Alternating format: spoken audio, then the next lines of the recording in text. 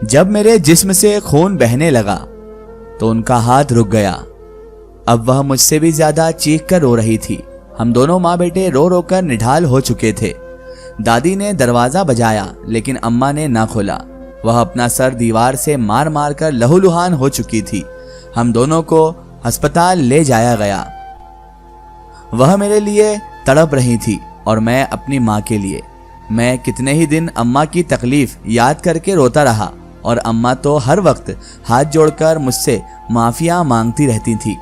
उस दिन अम्मा ने मुझे समझाया कि अगर मैंने दोबारा ऐसी हरकत की तो अब्बू मुझे ऐसी जगह पर छोड़ आएंगे जहां हर रोज ऐसी ही मार पड़ा करेगी। उस दिन के बाद मैंने ऐसा करने का भी नहीं सोचा। कई बार दिल चाहा मगर मैंने अपने दिल को रौंद डाला। कई साल बीत गए, अम्मा की मार भी भूल गया, लेकिन जो सबक वह हर रोज पढ़ाया करती हैं मैं वह एक कान से सुनकर दूसरे कान से निकाल देता था। लेकिन एक दिन मैंने अपनी जिंदगी की सबसे बड़ी गलती कर डाली। मुझे याद है जब मैं 10 साल का हुआ था तो अब्बू ने घर ही में छोटी सी सालगिरह मनाने का सोचा। अम्मी मेरे लिए बेहतरीन पैंट शर्ट निकाल कर रख गई थी, लेकिन मैंने राफिया की इस्त्री की हुई फ्रॉक पहन ली। अम्मा की सुर्खी भी लगाकर जब मैं बाहर केक काटने के लिए निकला तो सब हंस दिए थे। अम्मा भी हंस दी। मेरे सर पर हल्की सी थपक लगाकर वो बोली कि तुम्हारे मजाक की आदत नहीं जाएगी। फिर वह मुझे कमरे में ले गई। मुझे दोबारा तैयार करते हुए वह बेतहाशा रो रही थी। मैंने जब उनसे वजह पूछी तो वह बोली कि तुमने बहुत गलत किया है। अगले दिन अम्मा ने मुझे बाजार ले जाना सही समझा। मुझे बाजार ले गई, लेकिन वह बाजार तो ना था। वहां मुझे दूर एक कस्बे में ले गई थी। तंग व तारीक गलियों से गुजरते हुए मुझे वह एक घर में ले गई जहां सभी तीसरे जिन्स के अफराद थे। बात बात पर ताली पीटते थे। मुझे बड़ी घबराहट हो रही थी। मैंने अम्मी का हाथ हिलाकर कहा, अम्मा यहाँ से चलो, मेरा सांस घुट रहा है। मगर वह एक बुजुर्ग गुरु के पास बैठकर न जाने क्या बात कर रही थी। मुझे भी समझ नहीं आया था। न जाने क्या बात करके वो रोए जा रही थी। गुरु ने मुझे अपने पास बुलाकर कहा कि आज से मैं तुम्हारी माँ हूँ। मैंने अम्मा का कंधा फिर से हिलाकर कहा, अम्मा उठो, घर चलें। मेरा दिल अनजाने खौफ से कांप रहा था। वही हुआ जिसका मुझे डर था। मेरी अम्मा उठकर बाहर की तरफ चल पड़ी। मैं उनके पीछे लपका था। मुझे गुरु के चेलों ने पकड़ लिया। मैं चीखता चिल्लाता रहा। अम्मा ने पीछे मुड़कर भी नहीं देखा था। मेरा जो नन्हा सा दिल था वो कांप रहा था। मेरा दिल किया कि मैं तमाम मस्जिदों के स्पीकर ले आऊं, अम्मा को आवाज दूं, वह सुनकर रुक जाएं। हाय, मैं बहुत बेबस था। मेरी कमजोर से बदन में इतना जोर कहाँ था कि मैं उनके हट्टे कट्टे चेलों से खुद को छुड़ा लेता। मैं सारी रात धाड़े मार मार कर रोता रहा। गुरु मुझे प्यार से समझाता रहा, मगर वह समझने की उम्र तो थी नहीं। सुबह सवेरे ही अम्मा मुझसे मिलने चली आई। मैं उनसे लिपटकर एक बार फिर बहुत रोया था। अम्मा ने मुझे अपने हाथों से खाना खिलाया और चली गई, मेरे किसी सवाल का जवाब दिए बगैर। मैंने वादा भी किया कि आज के बाद सुर्खी पाउडर हाथ न लगाऊंगा, मगर वह चुप ही रही। गुरु मुझे प्यार करता तो मुझे उससे घिन आती। मैं सबसे अलग थलग बैठा घर वालों को याद करके रोता रहता। एक दिन गुरु मेरे पास आकर बैठ गया।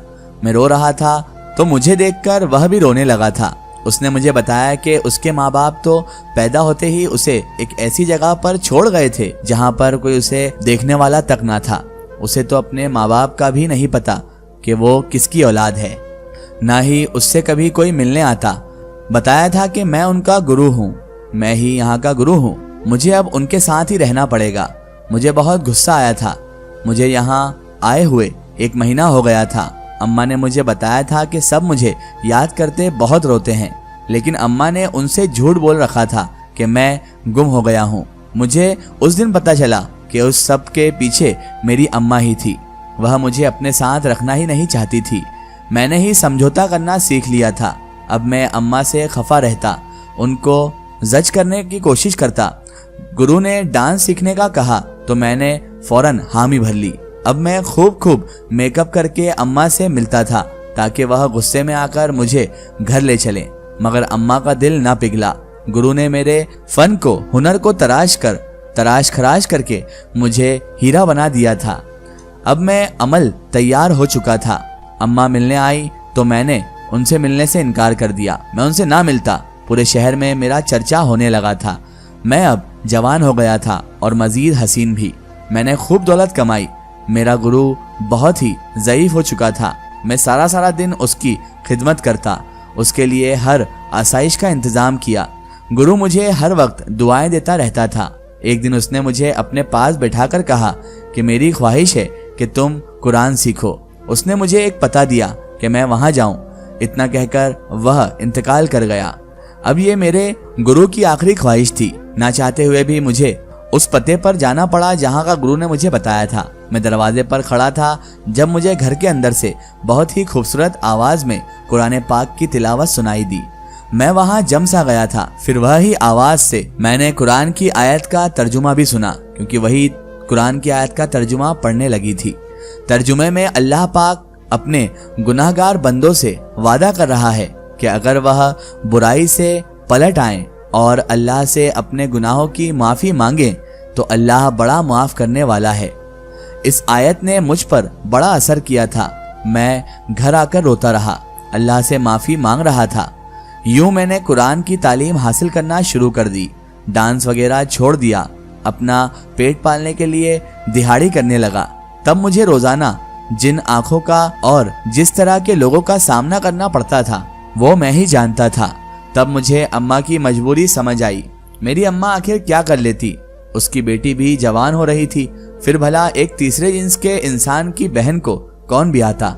मैंने अपना सारा पैसा जमा किया था कि किसी जरूरतमंद के काम में आ सकूं और वो पैसा किसी जरूरतमंद के काम आ सके। तुम मुझे जरूरतमंद लगी, इसलिए मैंने तुम्हें दे दिया सब। मैं अपनी माँ से मिलने का शदीद ख्वाहिशमंद था। मैं उनकी खिदमत करके खुदा को राजी करना चाहता था।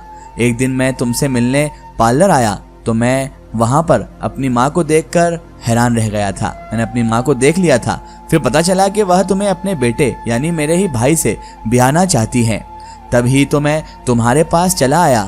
बिलावल सारी बातें सुनाकर रो दिया। मैं भी रोती रह गई थी।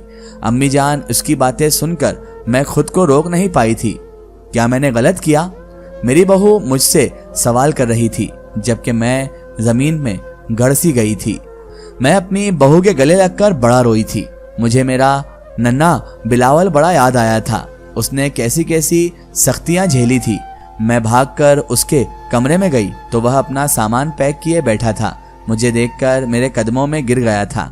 मैंने उसको उठाया और उसके आगे हाथ जोड़कर अपनी हर गलती का एतराफ़ किया था। मैंने गिड़गिड़ाकर उससे माफिया मांगी थी। उसने मुझे माफ कर दिया था। मेरा बिलावल मेरे सीने से लगा बच्चों की तरह बिलक बिलक कर रो रहा था। फिर वह मुझसे जुदा हुआ और अपना सामान उठाकर चल दिया। मैंने उसका बैग उसके हाथ से छीनकर कहा था कि वह मेरे पास रहे। वह घबरा गया था और बोला, अम्मा मैं आपकी जिंदगी मुश्किल नहीं बनाना चाहता।